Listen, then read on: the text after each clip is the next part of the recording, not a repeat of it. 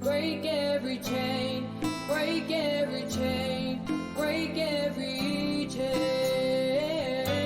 To break every chain, break every chain, break every chain.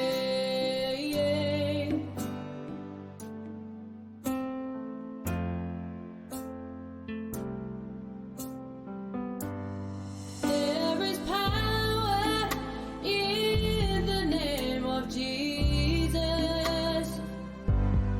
There is power in the name of Jesus. There is power in the name of Jesus. There is power in the name of Jesus. To break every chain, break every chain, break every chain. Break every chain, break every chain, break every chain.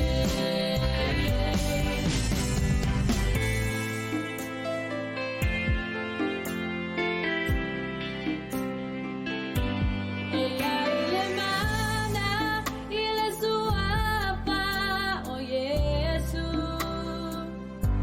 Ella alemana ile suapa o Yesu. Ella alemana ile suapa o Yesu. Ella alemana ile suapa o Yesu. Nausiai, lepetiai, filifiumas aisatiai. Nausiai, lepetiai, filifiumas aisatiai. Nausiai, lepetiai, filifiumas aisatiai. Nausiai, lepetiai, filifiumas aisatiai. Break every chain, break every chain, break every chain. Break every chain, break every chain, break every chain.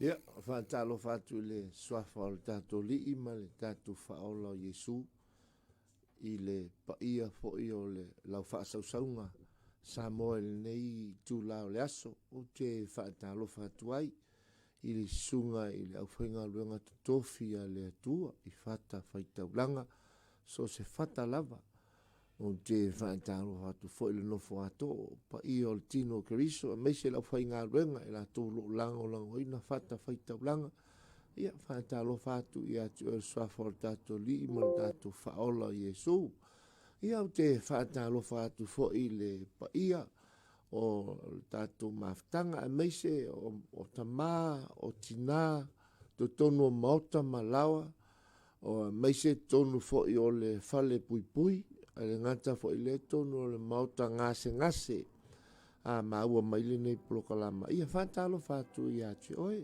whātalo whātu fo'i i le whanau, a whai o lo e maua maile nei polokalama, i le swafol tātou li i mal tātou whaola Yesu, greeting. In the mighty name of Jesus, I'd like to greet you to all our viewers all over the world. I'd like to welcome you and I thank you so much for your time. And I believe that you are visiting us for a purpose. God has a plan for you. Thank you so much for your fellowship. Thank you so much for your time. I'd like to say hello or kia ora from the land of Aotearoa, land of New Zealand. I'd like to welcome you all over the world in the mighty name of Jesus, before we start, I'd like to start us with a word of prayer. Tātou te le amataina le tātou proklama. Ia o te wala watu ia la tātou amata I se te talo, tātou te talo. Whaftai anga pa ia le nei laulawa e amaia. Mātou toe mafuta I lungo pe au o le vasa a maise le penga ta wha I langi. Whaftai anga pa ia I lo whaatasi mai. Whaftai anga pa ia I lo manava mai. Whaftai le toto Yesu. A pe nao na sausawina iau. Sausawina ni nei ala leo. Sausawina ai no whanga uma. O maota, o lawa. E o atu ai le nei whaasala launga. Na talo le mana o lo toto. A wina atu lo toto le nei taini. O fitia I lato uma. Oe o la amato mafuta I lau upu. Mafuta whaatasi ma oe le atua o le anganga pa ia. Mato mafuta malawa fio. Ia o mai oe. Ia te au mai mato uma. Whaafetai lau whauunga. Whaafetai lau whauunga I lunga. O le nei ala leo. Pai atu. Paifu. O tatalo fo I le whauunga. O le whamalo longa. O le whauunga o le whasaulo tonga. E mawhai e ona tatala whalipupui. Hapena ona tatala I no tanga. Oe o lo whapena ona tauaso I le tino ia pupula. I le suafa o Yesu. Oe o lo whapena ona punitia. E le fili o le laulanga. Ia whapupula ina o lato mata whale nganga. Ina ia vi ia I lau a fio. Whaftai lo toto Yesu. Sausawina le nei ala leo. O fitia le nei potu le nei fale le nei whanua.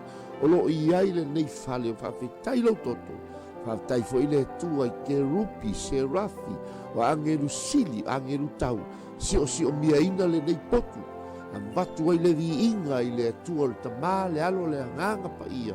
Ia maua lunga, so vi inga. Ono Yesu lo matoli.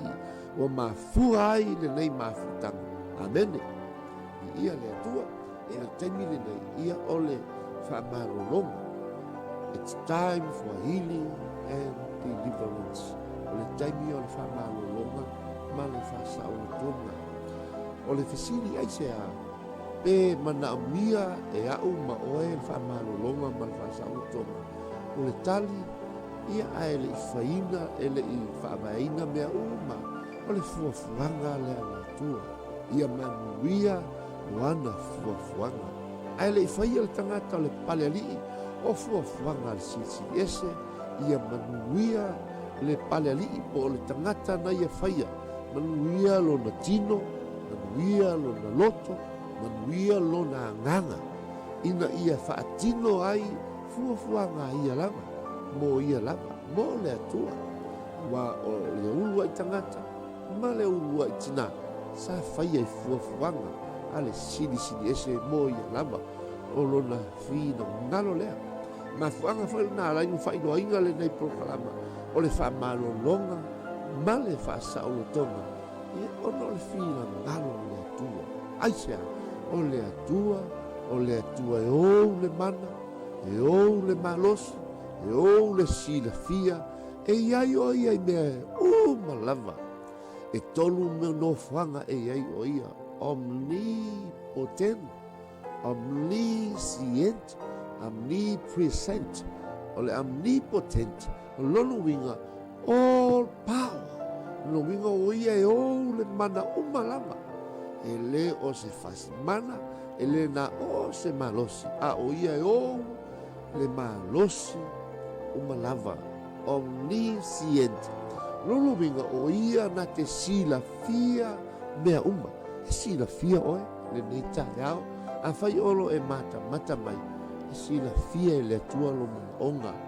If you are watching this morning, this is God's plan for everyone, for all our viewers, all over the world. This is God's will for you and I to live healthier, to live blessed, because that is His plans. God's plan is perfect. It's whole. His perfect is so awesome. And His plan for you and I, so you will have a healthy body, healthy soul, healthy spirit, according to his own will. And that's why God created us to be a healthy person, to be a healthy you, a healthy me. And that is his plan. Our same theme will be by his stripes. Isaiah 53 verse 5. That is God's promise. O le folfolanga lea le tua mo oe maau. O ona faa lava lava ua mālolo ai oe mālolo ai au tātou umalava. O lona finangalo lea, o lana fuafuanga lea, faa afe tausanga.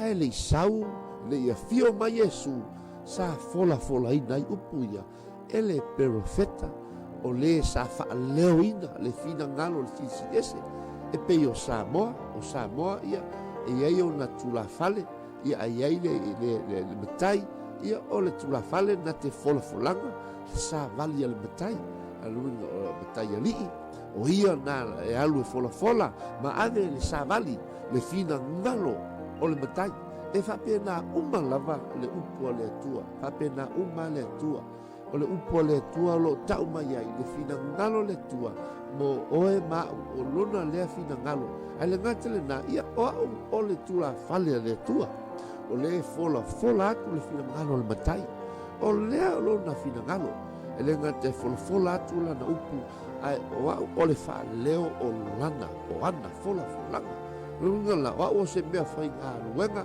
ai ei le tanunga o le tāua o le whiau, o le na au wina mai, ai le ngata le na ma le olo o whapena le finangalo i e tau atu, o lana lea fuafuanga, whaafe tausanga, ai le ia fio mai o Yesu, le luafe tausanga talu ai, a sa fola mai, o ona wha lava, luafe tausanga talu ai, na fio mai a Yesu, na saula a Yesu, a fio mai o ia ma le folanga, tātou wha manatuina le aso lea, ia tātou, ia te mana, ia e mana tua, le mafuanga na saua i o ia, na saua ia, e wha malo lo oe, ai le ngata e wha malo lo oe, ai wha umatia, e ia o ngā luenga, a le o lo wha pena o na fō vale ia te oe, ai le ngata i lea, sili o na fō vale i no tātou matai, sili no fō vale i tātou atua, le ala le nā,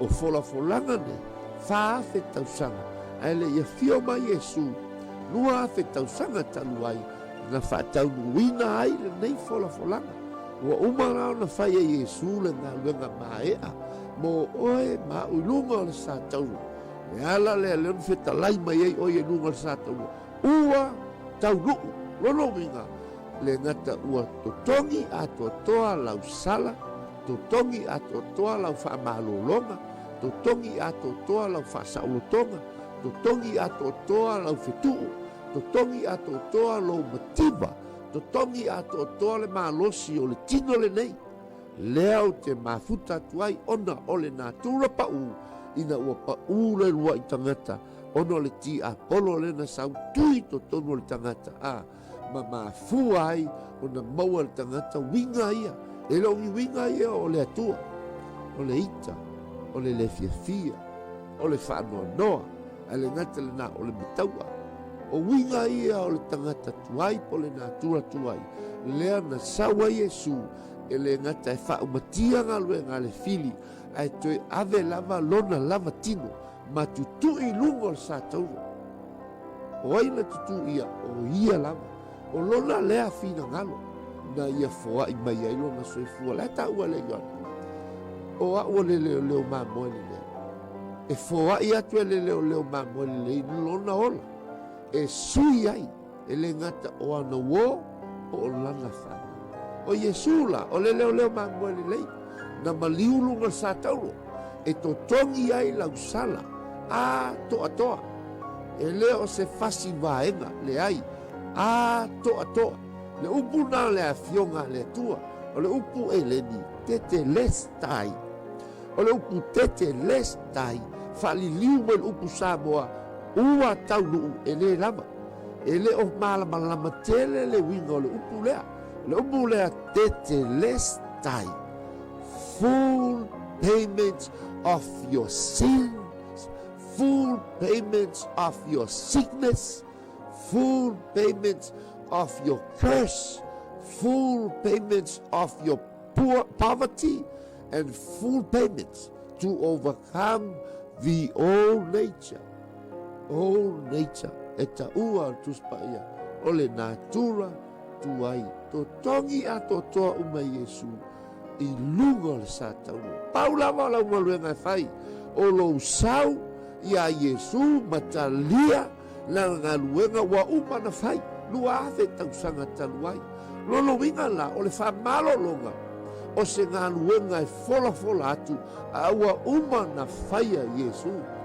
Paulama la ngaluenga malaunga talia. Talia. E peia le talia ino Yesu. E peia le talia ino le ngangpa ia. Fa pena fo le talia le upo le atua. O le upu le le atua. O na faa lava lava. Malolo ai oe. Malolo ai au. Malolo ai tatu uma. O lona fina ngalo lea. Aisea. Langa o le atua. O le tamā i le whanau. Peia o au. O au le tamā e iai lau whanau. O te alofa i lau whanau. Ai le ngata i lea. E whai lau to lua. O te alofa i lau whiangainga. O le mātou a inga. O lau whiangainga. O lau whanau. O lau whiangainga. Le ala le nā o te alofa i whatama. Whapena uma lava le atua. O le atua. E alofa i a oe. E alofa i a tiau. O a lava tato mea whai. E tu maua le alofa o le atua. A te loe. O le atua tuu a manoa. O le atua e tua lalo. O le atua o no sai. A tuu mai e le atua i ati oe ma. E whai la tā whiwhiringa. Pe ta lia lana ngā luenga. Pe le ai. E le a whaina o ia. Ai sea. Langa o le atua malama lama. Ai ta lia na fuafuanga. Vi ia le atua. A e te enga ngā fuafuanga. E le vi ia i le atua. Ai o le a whanono ai o ia. Ai sea. Awa o ia le ngata o ia o le atua fuafoa. A lea o toi sau o ia toi whai le ngā luenga. Le ngata ngā whaia o e mau e ona lima. Ai toi sau whai o ia.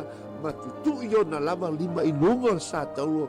Ma ia toi to tō ngia lau sala. O lau sala. O la tātou sala. O winga ia whata mā. E ese le whai tama le lei. O lo winga. Te lo o e peia tātou mātua. Ese le tātou tala tama. Te lo le tua. E tala tama le tua. E lofa le tua ia oe. E lofa le tua ia tiau. O le alama le fasese o lau whanau. E le avese ai lo o lofa faltama. O te tau tala iai. O te le tulia ese malo fale. Au te tala noa iai. A wafo ila e yo ila tau le la sanga lea wa e o e mo o e. E le yo ila tau i ti ngā o le samalinga.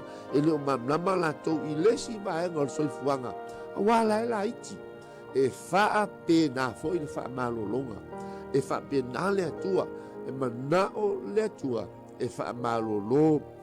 O e yo la molta tus faitau le momorto nito. Ia tusi masali. O nito mtau petolu. Fai pasuma le ono. O le ala o fai tawina. Tau te leiro ea. O le malu o tau o le atua. O lo nofo fo i le anganga o le atua i to tonu i ati o tau.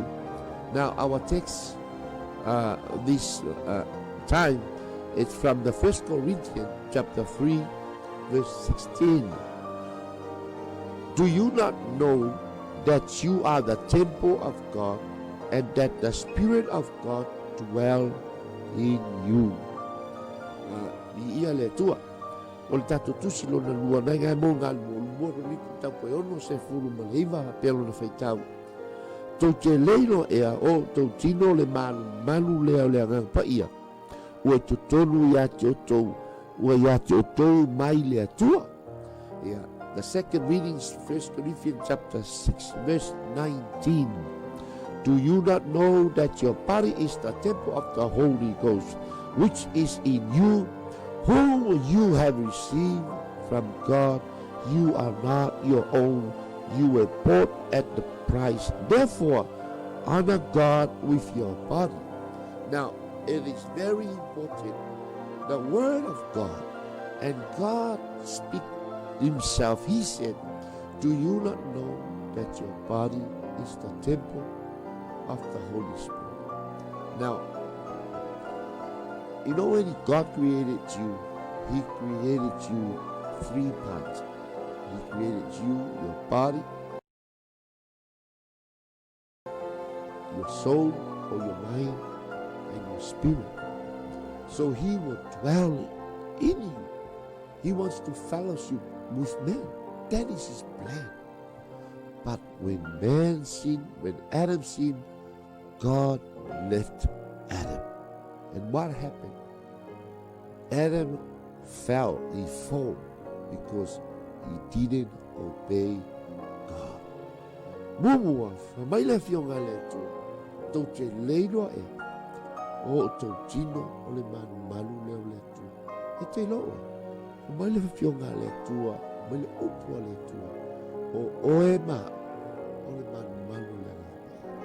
E nofo ai le tua i to tonu o oe. Ai le tua le, o le atua, o le anganga pa ia. O le atua, le anganga pa ia. Lolo winga, o le anganga pa ia. O ia, o le atua. E nofo i to tonu o le tino. Lolo winga o le tino oe, o le tino au, o le malu, o le atua. Fesini mai le stangata. Lolo winga o le tino le nei, o le tino le nei malfatu. I hoi. O le tino oe, o le tino au. E lo se fale, e le nofo le tua ngi lau te tulou. Le tua, ma lo la fina ngalo. E le nofo, me se lau whaafonga. E le nofo le tua i se politiko. E le nofo le tua i totolo se fale na whau e stangata. O le tua e a nofo i totolo i watu. Fuafuanga ia le tua. O lana lea plan. O wa sa fale tonu lana fuafuanga mumu. Fuafuanga mumu a le tua na ia whaia ane. Ai, vai tu le tua, mo fale tonu ana fuafuanga. O ana ia fuafuanga. O na whailo lana fuafuanga. O le a sau o ia. E nofo whaatasi male tangata. Le winga ngā le upu lea le ingoa lea. Le ingoa le tau o le epe, nanga epe, Manuelu. Le upu lea Manuelu. O lolo winga, ua nofo lea tua i to tonu o le tangata. Lolo winga, ua ia tei tātou lea tua. Fufuanga la leo lea tua. E fufuanga lea tua mo oe. E fufuanga lea tua mo au mo tātou umalama. Ma nao sina fia lea tua, ma e fina ngalo lea tua. E a vea lo tino, ma lo tino mahona manumalu. E fio mai ei oia ma nofo te tonu. E se le mga yo fufuanga ia a lea tua. Wa ai ma tau tia o le sisiri e. Ia e leo fina ma fufuanga. O se atua te le ma tau tia. Na whaia le mea umalama. Na whaia le langi. Le lalo langi ma mea umalo tatu iai. A leo le asa ua nofo i to tonu o le tangata. I oi. Fufuanga na le tua. E manao o ia. E nofo ia i to tonu o le jino. Aisea. Alana lea plan. A le ta ua la fionga le tua. Le sau le mua moto ni tom tau pe tonu. Fai po se furu ma le ono. O ne fai lo mai na e lea tua o le anganga pa ia. O tosi lea na tusi e lea tua o le anganga pa ia. O lea tua. Aisea. A le fai mai le apostolo Paulo. O a fionga uma lea tua. Mai le anganga pa ia lea. Mai le anganga. A fionga uma lea tua. Mai le anganga pa ia. E a o ngā e a o ao. E a o ai. E whaatonu e whaapotu ai. Lolo winga. O le upua lea tua. O le tustala. O le atua le anganga pa ia. O au a kuri atua toa. Mai le kenese. Tau le whaalinga. O le tustala. O le anganga pa ia. A sa saula le anganga pa ia. O so fia sau o ia ulu i tonu. O tangata tau perofeta. O si taulanga. O tangata o whaingoinga o tupu. Pe o le tupu o tā vita. Na ia tusia le salamo. Pe o asafo la tau umaya na tusia i lalo. Le o mata upu na avelanga pa ia. Pe o tusia perfeta taitasi. Perfeta la Haiti, perfeta te tele. O ina tau ia sa saula nganga pa ia.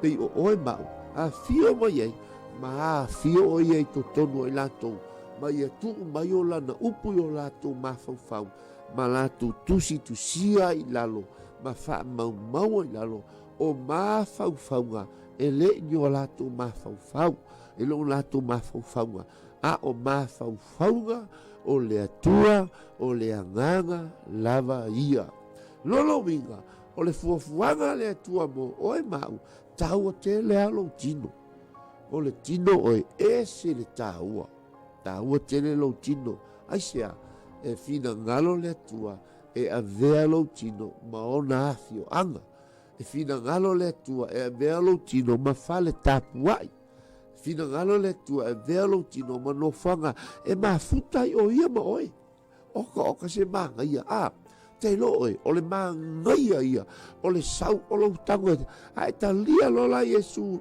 pea uma fai le tatou mataupu i totonu lolo te loe o nanu atu leo le agaga o iesu nofo i totonu o lou loto e te loe o le a e fa'alogoina lona leo aisea e tautala le atua e le gugu le atua e te loe o lo te talanoa atu le te fa'alogo mai upu lau talanoa atu ai ati oe vai o te tautala te loe le atua e tautala le atua a saula iesu no fotolu oe na saule o le agaga pa ia le atua le tautala iai le tusi le akorenito e sau o ia nofo i totonu o le tino o le tagata ia ona tautala mai lo o ia le tagata ia le gata o le mafuta o oe ma le atua mafuta ma le atua ae le gata lenā o ia o le a sa fa'atonua oe fa'atonua a'u e fa'atoluma la le atua e lē sau mai seisi mea e sau mai totonu o lou loto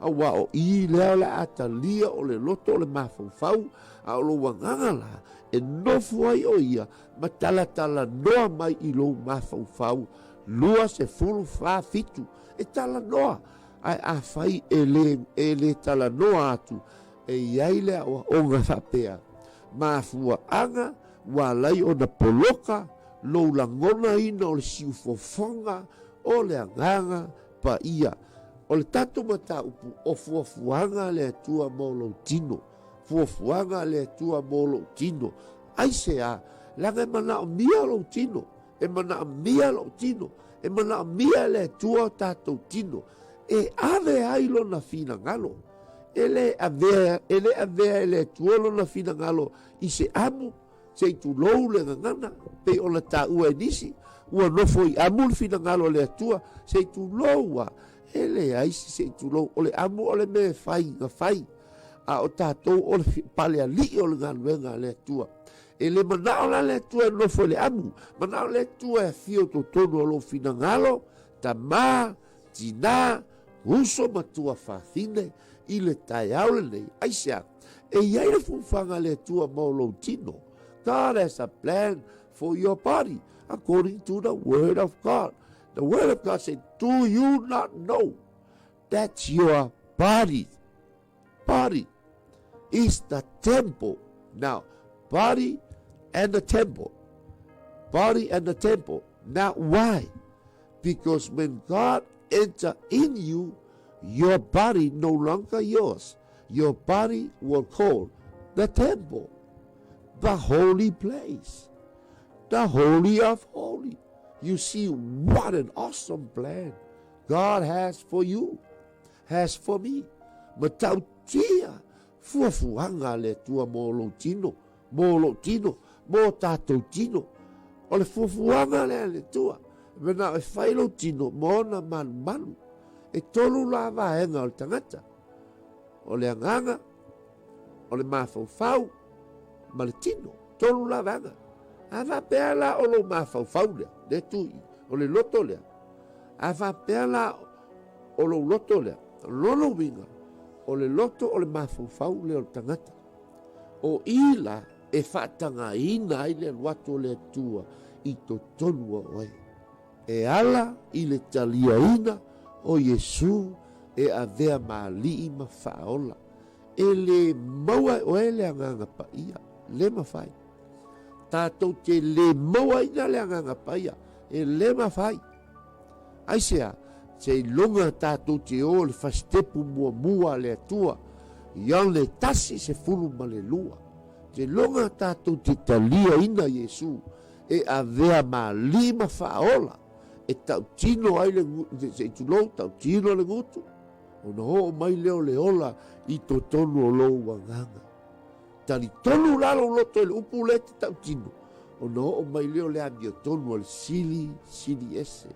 Vai, le mafu angalena, alai na whaila o onga le taole nei, fa mai la apostolo o Paulo, i le kalesia i Korinito, tau te lei loa ea, o tau tino, o le malu lea, o le atua le anganga pai. Ma tau tia fuanga le atua. Te lo oi, a fai ua ona e talia Iesu, e avea malima faola, o oe o le tangata pa ia. O oe o le tangata pa ia. Aisea, e tau whapertania, o oe o le saints. O oe tau e nisi tantonunga oe o le sangako.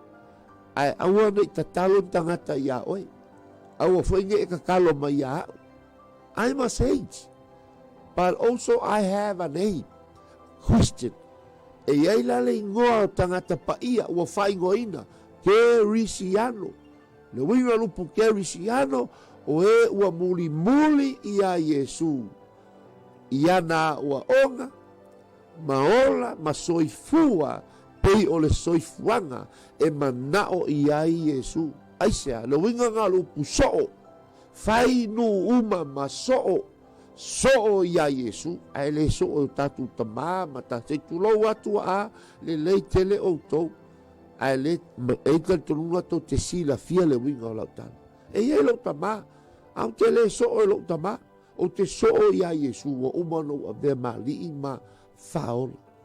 Le winga na lupu soo i le matai, pe o fai atu au ole, o le tau le elea, e wha leo ina le fina ngalo le matai, e wha pena o malawa le atua malona fina ngalo, te loo e, fina ngalo le atua, e fai oe ma soo, le winga lupu soo ia Iesu, soo i le atua, a te le soo i loutua a, aisea, a wao tatu tua a, whapeo tatu tua a, e a mio pa a se tu loua le ngangana malungutu i lafi.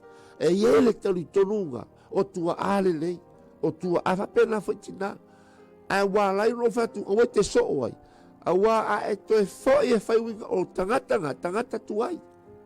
O le tangata lelo i eile ngā tua pa u, ngā tua tau, ngā tua o sakangi, ngā kulo ki Apollo, ngā tua whaletino, a mio whaletino, lolo minga, o tangata ia e fia tausina, le tino, a whape o le tino lea, le nganga lea, a mawhau lea, o le maenga a whape whaasanga lo, a whawhenga lo mawhau i le nganga, o te tala noa i le atua, te tala noa i le upo le atua, te tala noa i le afia le atua, te tala noa i finangalo le atua, o le a tupu lau tangata nganga.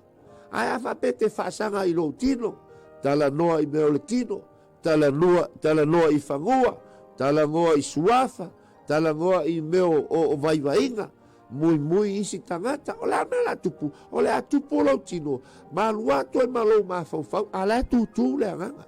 Le mafu angala lea, e le fia la le tua, fina ngalo le tua, i e loa tatou, o i le manao le tua, e nofo ai, ma avea ai lo tino, lo loto, lo wanganga, ma malu o le atua.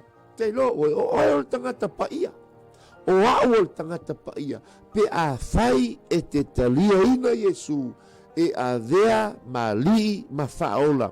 O fuafuanga le atua mo lo tino, ia fai ma malu. Ia fai ma fale sa. Ia fai ma fale tapuai. Aisea, lo winga ngalo upu Christianity whaakerisi ano ina o le pitanga alofa oe malo watua. Ale ngata le na pitanga alofa oe malo usu a kerisiano. Vi ia le atua. E o pitanga oe matangata le larolangi. Matangata le larolangi. Tangata ele i whaolaina. Al pitanga oe malo watua. Ale ngata le na pitanga oe malo usu kerisiano. Ua whainga ina o le tino keriso. o le tino ke riso po le whāngau a Iesu. O la tu umalama ua talia ina o ia vea mali ma faola o ia o le anganga o le atua o ai le anganga o le atua o le anganga pa ia mumua ia tātou loa o le persona lona tolu lea o le atua o le tamā o le alo le anganga pa ia lea tautala ia le tusi le akorenito o le atua le anganga pa ia o le tamā e o mai a le temi le nei o lai le langi le tamā ma le ango o lo nofo ai Iesu le tutamatau e o mai a le temi le nei o lai fautua mo o e mau a le lalolagi le nei o lo iai le atua o le anganga pa ia o le fesili o le anganga pa ia muamua o le tangata taua lea o le langi le lalolangi laloifo lalolangi o mea o ma lea tātou te iai o le tangata sili sili lea o na tāua o le anganga pa ia o ai o ia o le atua o le plan lea al tamā a le alo ma le anganga pa ia e sau o ia nofo i totonu o le tino o le tangata te loo e mana o le atua e a vealo tino e fai ma taavale fai ma valele fai ma pasika fai ma wilafi e momoli ai lona finagalo i tu e fā o le lalolagi lenei o loo iai fuafuaga le atua mo lou tino ae le gata foi lea o fuafuaga le atua mo lou tino ia malōlōina. God has a plan for your body that he wants to dwell into your body. When God dwells in your body, and your body will be called the temple of God. Now, when God says you are a temple, because the word of God says so, it is written in the word of God. 1 Corinthians chapter 3, verse 16. It is written. This is what the word of God says. You and I are the temple of God. Now, God has a plan for your body. When you accept Jesus Christ as your Lord and Savior, and then the Spirit of God, the Holy Spirit, will come into your heart, and He will dwell there forever. A talia o Yesu ve mali paula, saule langa pa ia nofo I tonu o oe. O planga le tua molo tino, ale ngata le na, e ia na fuafuanga. Fuafuanga na le tua, e avea la lo tino, e te alo e fai eilo na finangalo. Tala i eilo na finangalo. Tala i eila na upu. Ta ua tua isi ila na upu, ma na fuafuanga, mo tangata uma lama. God has a plan. And this is God's plan for all of us, that we are His body, called the body of Christ. We are His temple, called the temple of God. It is written, the Spirit of God, called the Holy Spirit. Who is the Holy Spirit? Now, this is the third person of the Trinity. This is the most important person on earth, important than the president, important than the prime minister, important than kings of this earth, important than everything that God created, important than heaven, earth, under earth, important than every council. The Holy Spirit is the most important person of all. O le tangata tāua lea, o le tamā lala o le anganga pa ia. Le na fai ai le tua ia Israelu, le tuse Isaia, ua tō whatinga I lo anganga pa ia. O le atua, aisea, o le anganga pa ia, o ia o le mana atoa toa, o le tamā malealo. O le tamā o le upu. A Yesu o le upu fetalai. A le anganga pa ia o le mana e whaatinoina le upu. O le mana e whaatinoina la tō fuafuanga. O le mana na ia fuafuaina mea uma. O le mana na o ne fetalai al tamā ia malama. O le upu fetalai, upu whaloloa na lima, le anganga pa ia ua mai.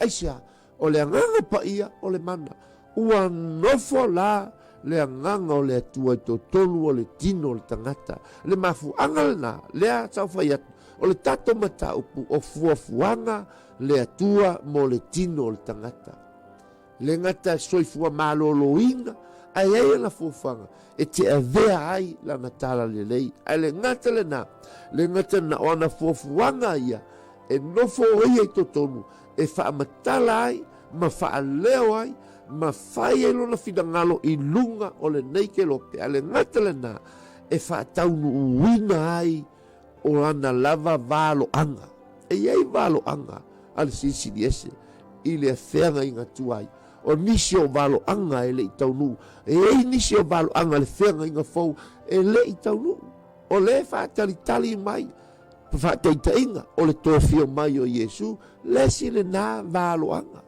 le ala na o mai le temi le telo tagata sa e perua e le o taletonu i latou ua sau le mesia o mai le temi nei e leisi a latou feagaiga fou e le taletonu i latou ia iesu ae e le faafetai le atua la lafau ma le mau lona tolu i totonu o ierusalema ma le mau la la talitonuga faasa e peru o i le lasau e latou keriso le asau ua iesu gofo ai ma le talitonuga a latou tusi atani fa mai latou e sau le tupu e sau e faafeao mai leai o le sauafia holona lua ma le lao iesu a le fanau e le falomanu lea la faataunu tupu i isaia le mafuaaga lenā lou te vatu o le feʻau le taale nei o le valoaga a le tusi paia e leʻi taunuu nisi o valoaga a o le agaga paia fuafuaga ia le atua sau ia nofo e totonu o le tino o le tagata e faamatala mai e le tagata o lana lava afioga viia le atua plena lea le atua mo e manao le atua malōlōina lou tino e te alu e ave lona finagalo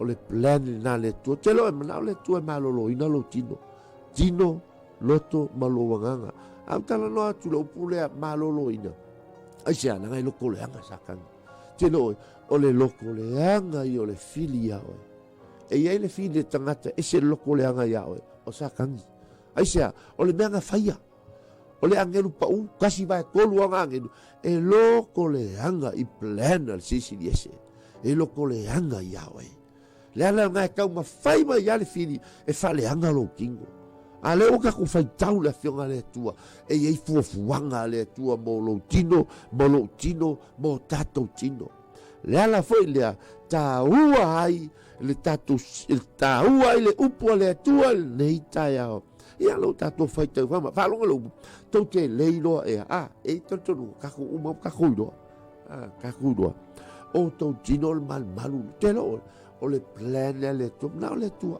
auagi e mai ma o le atua ia malōlōina lou tino malōlōina lou agaga malōlōina lou loto ai sea e magao ia e ave e lona finagalo lou tino faaaogā lou tino tatou tino le ala foi lea ia palegi le tatou tino ia fita i le tino ia maua le tino le malosi ia le gata foi lea e tatau foi ona palegi le tino palegi le tino tatau foi ona palegi le soifua moa e iai le e talitonu au i le sa'o o le soifuaga sa'o o le soifuaga luiga lupu sa'o o le soifuaga o te talitonu i le taumafa sa'o laga o lesi lelei mea ua tele ua uaʻai e le tele o tagata seʻi tuloua o le alu o le ai makautia ai faasolo akoa ai aku le pua e lau se meleaga ai o taumafa le palegi taumafa i mea ai sese seʻi tuloua lelei tele o mea ai le palegi tāua tele le vai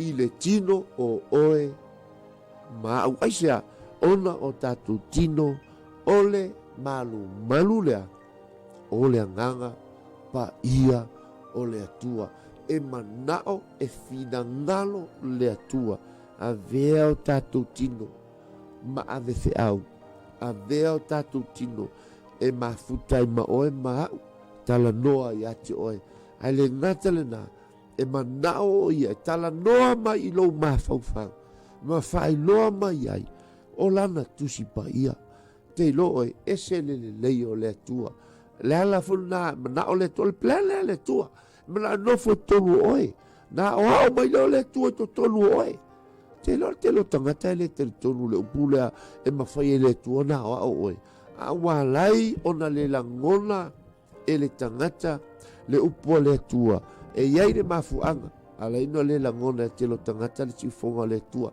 tasi e le tali tonu le upo le tua lua e le ava i le upo le tua le alanga wala to le languna i tifonga le anga ia tolu e le salamo poloka ia o le leo le tua e te lo e vile tuta le noa fa e le ise loto fa mangalo te lo e te le fa mangalo tasi le na poloka te le langona le sifofonga le you cannot hear the voice of Christ, the Holy Spirit. Christ is the Holy Spirit, but He wants to speak through you.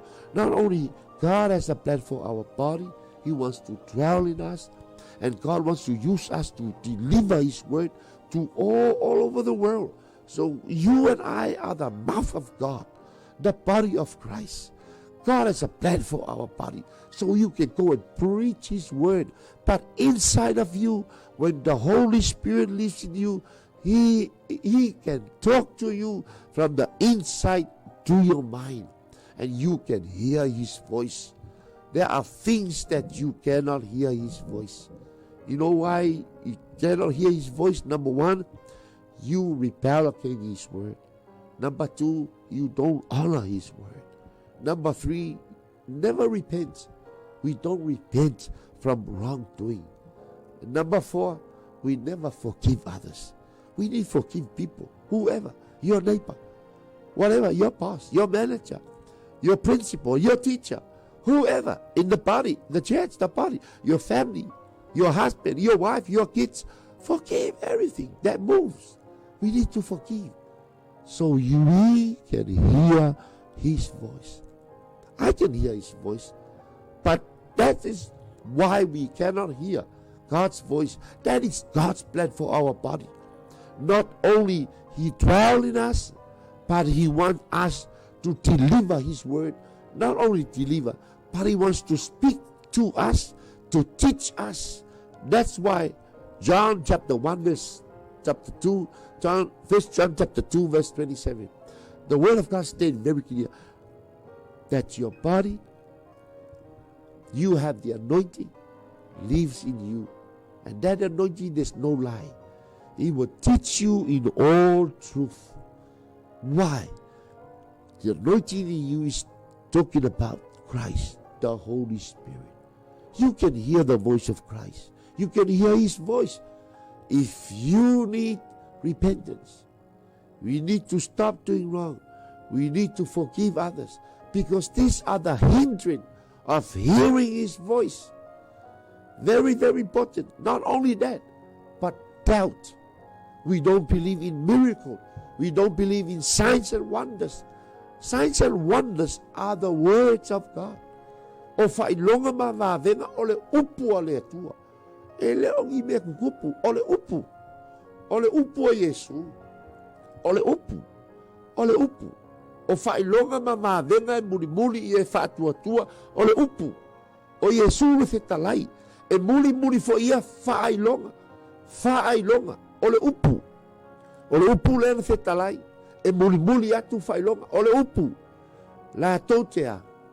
La tote tulia te moni mai tangata. La tote tautala ngana fo. Te loe, ese le taua o le upu le atua. Aisea, o vāvenga o le upu le atua. E iei vāvenga tutupu. Le ala ngā le taua o le nei prokalama. O le whaamalo longa. Ma le whaasaulo tonga. Ona o awhionga le atua. O lo iai ana fuafuanga mo oe ma o le atua o ia o le anganga lava ia le tautala ia Yesu o na aso ngatai ta puai oe i le atua le anganga ma le whamaoni a le ngata le na o na fuafuanga le ngata le na o ia o le anganga o ke riso the Holy Spirit is the Spirit of Christ. Now it is very, very important le tutono le fionga le atua Roma mata upu e valu fa upu e iwa. Roma mata upu e valu fa upu e iwa. O le anganga o ke riso. Whalonga upu le tua. Ai se tasi ua le iate ia le anganga o ke riso. E le fai le amona. Luno mia, e le fai le amoa. Molo le finagalo. E le fai le mona. O le anganga pa ia. O le anganga o ke viso. Lolo winga, ta ua tele. Le maua e oe ma. O le anganga pa ia. Aisea, o le anganga lea. E ma fai e ona e tautino. E fai e ona e failo atu. E fai e ona e moli mau mo Yesu. Aisea, lango o le anganga o Yesu. O le anganga o le atua. Lolo winga, o le anganga o ke riso. O le anganga le te taunga e mawaina. O le fesiri, fa pe fea ona e mawaina. Pe a fai ete talia hina Yesu. Ale ngata le na, o le anganga le o talo tuai, fufuanga le tua mo le tino o le tangata. O le anganga o le whaavavau. O le anganga le o le whaavavau mana nofo i to tonu o oe. Le tino, o le plan le a le tua. Le ngata o tatolo ge, o le anganga o le tua. Le mana nofo tonu o i o le anganga o keriso. Ale ngata o le anganga o le whaavavau. Le tautala le tusi ale e peru. E peru e iwa suma le wha. Lo tata i le toto ke viso. O le na matua e ia le anganga le whaavavau. E whai mataulanga e le po ngai le tua. Ina ia o tau au auna i le tua soifua. Te lao e whina ngalo le tua e au ngā tātou i le tua. Le ngata o le plokarama lea le tua. O le avea o tātou tino. E whai mauna malmalu wa vema malmalu o ia. E le ngata le nā, o tātou no o le anganga o le tua o le anganga o ke riso. E le ngata le nā, o le anganga o le whaamavau. Ina ia whai ei lau tino ma lau tino. Ngā lue. Te loa mana le tua te ngā lue to tono le kālesia. E iai le kālesia le tua. Fufuanga ia le tua. Ta taunga te ngā lue to tono le kālesia. No whanga le ei whai whi aua le tua. Le au aunga le tua. So se ta ngata e whai mai. E ngā le lotu ai le au auna. Le ai la. Se sere no whanga le te iai. O le no whanga. O le whina ngalo le tua. E te maua le anganga pa ia. O le fufuanga le tua mo lo tino. Le ngā te whai alo na whina ngalo. E manao e whai oe ma au auna. Te tau tua i lalo. To tonu lau aunga le tua. Tau o le kālesia. I lalo le whai whi au. E te whesoa soani ai le au aunga le tua. E te whai ai po le halanga luenga tau whai. E wha atupu ai. A maua la ma moe le tua. Alu oe a popua i e. Ngā lulue wha atasi mal whai whi au a le tua. O le ua tofa i ani whale o le tua. Aisea, leanga o le nganga pa ia. O le nganga o le whavavau. Whea nofo ai, e nofo i to tonu o tātou tino, pe a whai tātou te talia. A le ngata le nā, o ia le so soni ati o e mau, e whai e tau oni au, auna le lei molo na whale. Tau tua e le kāle sia wa wala, au ai o e le tua. Nofo i nā ma e wha ma oni ai, se ia ho o i le oti. O le plan, lea a le tua, mo o e mau molo tino. E manao le tua, moa o e le tino maloloina, moa oe le loto malosi ma loto manuia, moa oe le nganga manuia o le fina ngalo lea o le atua. Ai le ngata le nā plani a le tua malo tino, le ngata le nofo i tonu oe, te alo ese le mana ia. Te lo oe, a nofo le nganga o le tonu oe, te lo e tala noa tu ia oe, e te au fatu le tua, alo e sosangi a pasta, fatu le tua, alo e sosangi, alo e moale vao al fai au. O le stangata tinga le fatu le tua ia. Alo e moa le vao le whangua le whau. Alo e vele le pala au le whaiwhau. Alo e whainanga luenga. Alo e vele tanga le whalesa. Alo e backing le whalesa. Alo e vai ipo e fufulu. Te lo oe. E tala noa mai to tonu le nganga le tua. O ana fuafuanga ia mo tātou tino. Ala ngata na alo ave mololo to tongi pe la walu ge ave tupele ma pasta ave tupele mas fortua o te alo fo si tamam tua le stam tua la walu ge e fa tauda te lo oi o le fofuanga na le to matato tino e tala noa mai to tolu o tato ma fau ma tato wo fa tino o tato tiute fai le ala na o ta ua tato o le tino ke riso o tātou o malu o le tua. We are the temple of the tabernacle of God. We are the tabernacle. Tātou o whale whai. Aisea, o wai tolu wanga o whai. O le no whanga whai ngā wanga. O le mea pa ia ma le mea sisino pa ia. Tolu wanga o whai. E tolu whai wanga o le tua. Ta maa le alo le nganga pa ia. O le tua o le numero tele. E le se numero tasi. o le tamā le alo le agaga paia o le upu atua o le upu gasa ma le upu e peru o le numero tele e le se numero tasi le ala nga le fetalai ia le fa taʻua mai le apostolo Ioane le evangelia sai le amataga le temi utuanaʻi le upu sai le atua le upu o le atua foʻi le upu o le fuafuaga lea le upu mo tatou mo le tino le ala lea na ia fai e le tino ai atamu le feagaiga tuai na ia faia le tino mai le efuefu le gata lena ave totonu le manava ola mai ai o tulaʻi mai o ia o le tagata ola ai sea ua ola ua afio atu ai le agaga o le sisiki ese faapena foi lalu nei taeao ina ua paʻū le tagata ua alu ese le atua ma le tagata le mafuaga lenā ua toe sau ai iesu e toe faaumatia galuega le fili toe faatino lana fuafuaga o le atua e lē mafai sesi ga saistepiga le atua maga plan e faia e le atua lona finagalo o le plana lea le atua i le feagaiga fou o le ato e fio mai o ia pe ona alu esa ia atamu saua ia toe nofo e tonu o le tagata o lana lea fuafuaga ae leʻi faavaeina mea uma lava ae leʻi faia le lalolagi lenei ae leʻi faia le lagi ae leʻi faia le lalolagi ae leʻi faia laloifa ae leʻi faia mea uma te loo e ole atua e muamua plan mulimuli e le fau. God is not only He's a God, He planned, and then He is a structure. He put everything in structure, and then He built. O le atua le ngā ona fuafua, a o le atua fuafua. E fuafua, to e fuafua. O le atua e fuafua, e le fuluka mea le atua. E fuafua, e mua plan. Te lo o le plan le atua, e fai le tino le tangata, ma no fuanga, sau o ia nofo i totonu, la te whewai, lua se fulu wha fitu, po whea lava e te alu ai o e te risiano, e te alu ma ane le atua. A fai ua wala au le atua ia te o e tasi na plan le atua, mo wala au le atua e te alu e tālai, alu e tālai, ma maitanga te i lalo le vai ngā le fai wheau, pe a fai te alu mori mau i Jesu. E le whape te alu e tālai, o le tino o le tangata, o le plana le tua, o le tino ke usi, o e tālai. E le whape le alu te tālai, alu te moli maula o le tene, whaola ina le anganga, ma tai mai do tonu le tapu inga le ka le sia. O le plan le nā le tua mo tātou tino, ma nao le tua, a veo tātou tino, whao ngā mo ia malona fina ngalo. That is God's plan A, to use our body, not only temple, not only tabernacle, not only where He dwells, but He has a plan so we can become witness. Not only we go witness His word and bring His soul into His kingdom, but the easiest way, if you want to receive the Holy Spirit, if you want to be the temple of God, we need to go to the first plan. How? What is the first plan? Accept Jesus Christ as your Lord and Savior. Tate o momua fofanga momua le tua. Ole a veo Yesu ve malim faola. Le ma fai ona a vea o e mau.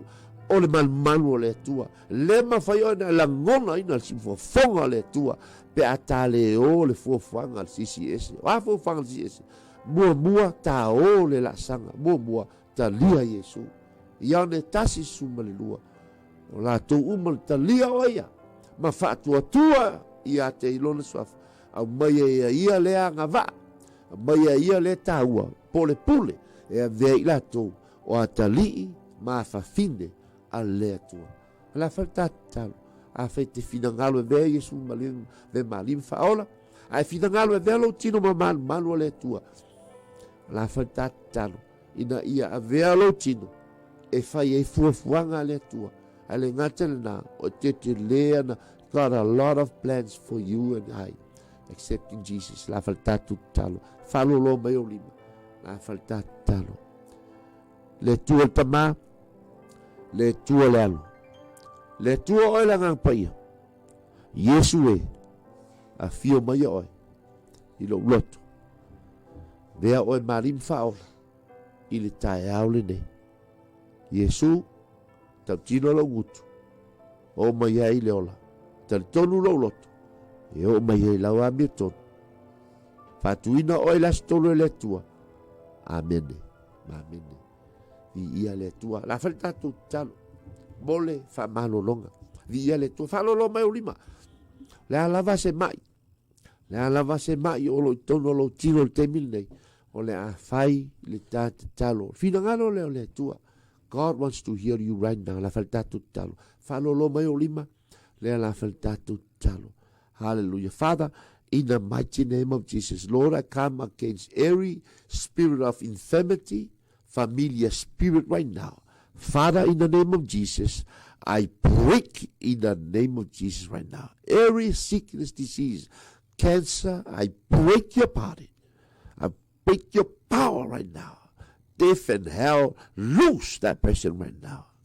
Right now. Every sickness, every disease, migraine, I break your power. In Jesus' mighty name. Y le suafa Jesús. Right now. Thank you, Father, for your healing that vessel. In Jesus' name. Amen and amen. Faftai molo taimi. Faftai molo omnoa. Tatu tue whailua. In finangalo le tua. Famanu tele le tua I lau whaasausau. Samo. Ile nei tai au. Ono Yesu. Amen and amen.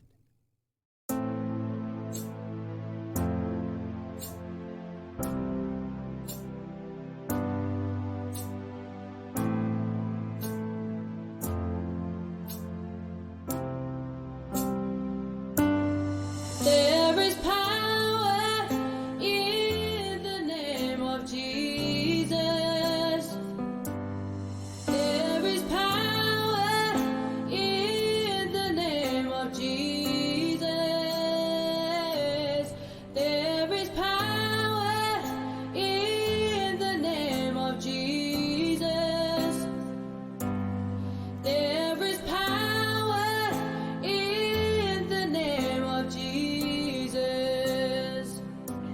to break every chain, break every chain, break every chain, to break every chain, break every chain, break every chain.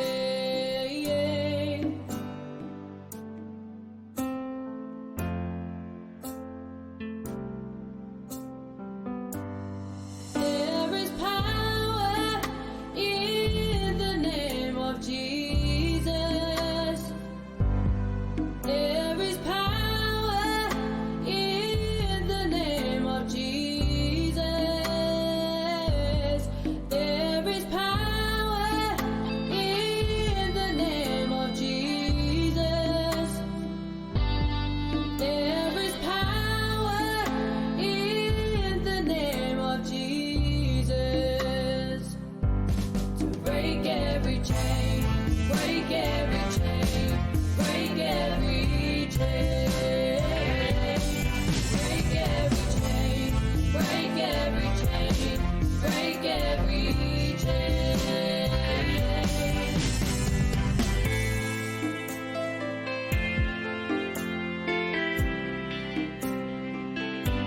Ella le mana y le suapa, oh Jesús. Ella le mana y le suapa, oh Jesús. Ella le mana y le suapa, oh Jesús. Ella le mana y le suapa, oh Jesús. Nasiai, lepetiai, filipiuma, sasatiai. Nasiai, lepetiai, filipiuma, sasatiai. Nasiai, lepetiai, filipiuma, sasatiai. Nasiai, lepetiai, filipiuma, sasatiai.